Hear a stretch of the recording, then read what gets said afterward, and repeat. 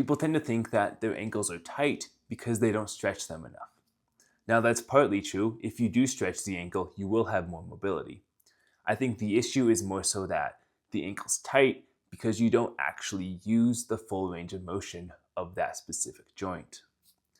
Now, unless you squat like I am right now all the time, you're not ever actually maxing out your ankle mobility.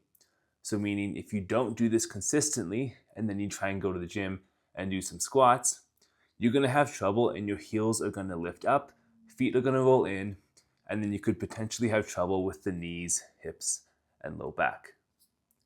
Now, it's interesting because everybody as a child, unless you were a toe walker, could likely squat like this with ease, whereas most adults can't even come close to doing this kind of a squat.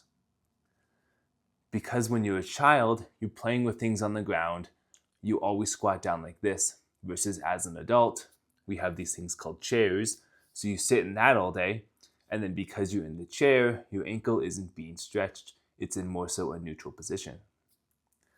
Now, if you want to improve your ankle stability, you can do things like stretching, but something I would recommend adding on top of that is doing deep squats like this, or as deep as you can, and then just hang out there and let the joint stretch itself.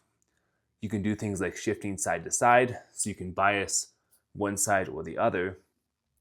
But the important thing is that you have to add in this mobility, because if you don't have that and you try and go to the gym and squat, you will likely have issues with your knees, hips, and low back.